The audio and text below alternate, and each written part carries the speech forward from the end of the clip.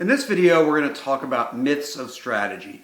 These are commonly held beliefs that I believe get in the way of how we practice strategy. And so I hope to dispel these myths and open up your degrees of freedom to explore and engage in this important practice.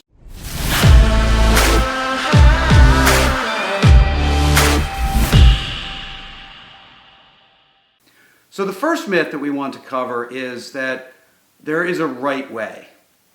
I don't believe there's a right way. Now, with any practice, there are people that are passionate about what they practice, and they will argue at length over a right way or a wrong way.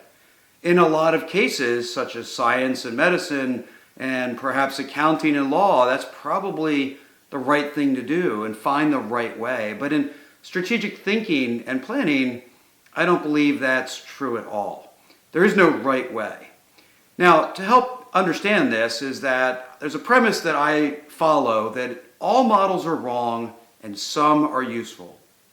Models are inherently simplifications of reality. And in strategy, we're exploring massive complexity of inputs and factors and potential decisions and consequences. It's incredibly complex.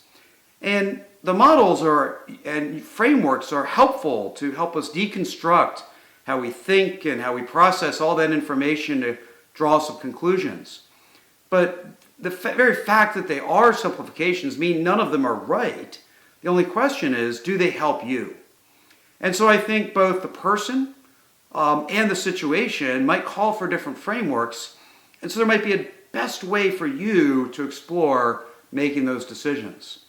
So all models are wrong, some are useful, and you ultimately have to find the right approach for yourself. Now, along with that, there's also an aspect that because strategic decision making is really limited to certain individuals, not in the organization, because strategic decisions are made at all levels of the organization, but ultimately there's a decision maker. And so that personality of that decision maker is inherently a factor. If strategy was just all about a process, well, then we could just simply write software for it and it would spit out the answer.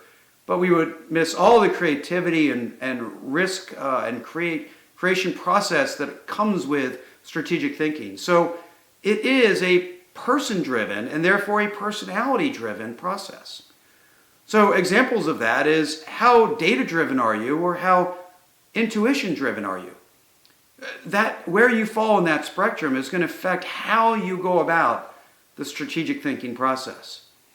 How inclusive of a leader are you? Do you like to include your team and involve them in a process, or do you like to own key decisions in a more isolated way? This will affect how you make strategic decisions. And even how you perceive risk and are willing to accept it affects how you come up with that strategy. So strategy is a personality-driven thing. There's no way to avoid that when it's done well. It's also situation-dependent. Now, when you think about strategic planning as a process, it often has an annual cycle to it, mostly because it takes so much work that we can't do it more frequently. But at the same time, there's all sorts of inflection points that cause you to go into that mode, whether they be forced inflection points, a new law, a tariff, a restriction that might occur, or it might be opportunistic. The competitive landscape changed, the customer landscape changed, technology became available. And so when those moments occur, when those inflection points occur, you have to go into a strategic mindset, whether it was on your cycle or not. And so how you approach it might very much depend not just when that situation is or how dramatic it might be. And so all of this is many ways to say there is no right way. And we should stop thinking there is. You become stronger by exploring many ways to think about strategy and pull from what works for you in the situations that you find yourself in. The next myth of strategic planning is that we think and then act.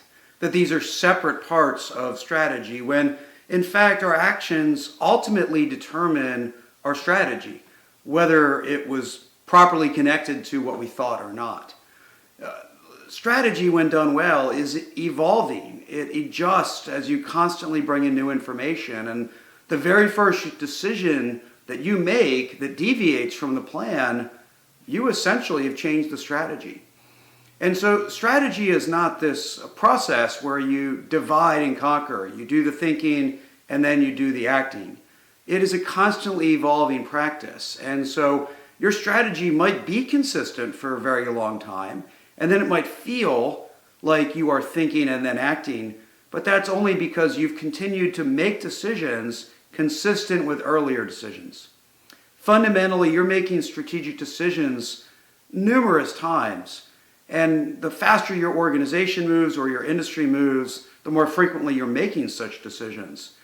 But that's why strategy isn't just a process, it's built into how we think and must evolve as learning, as changes occur, as the environment changes. We have to continue to act in a strategic manner. The third myth that we want to cover is that strategy is always a deliberate act. This just isn't true. Whether you have a strategy or not, you actually do, because the strategy becomes the direction set by all the actions that you have taken. Now, if those actions have a consistent pattern to them, you ultimately have a strategy that is shaped by that pattern. You may not have sat down and mapped it all out, but you've continued to act with a pattern, and that pattern, which might be personality-based, belief-based, has started to shape what your strategy really is. Some of the best strategies do evolve. They evolve through a series of actions that might have been opportunistic, driven by the manager, decision maker, or founder, that ultimately you can look backwards and say, this is what the strategy looks like it was. It didn't happen because someone sat down, mapped it out, and mapped out all the actions, but the strategy evolved through the strategic thinking and actions of that individual. When strategy is a pattern, this can be tremendously powerful, especially when the actions have that consistent and informed nature from that key decision maker.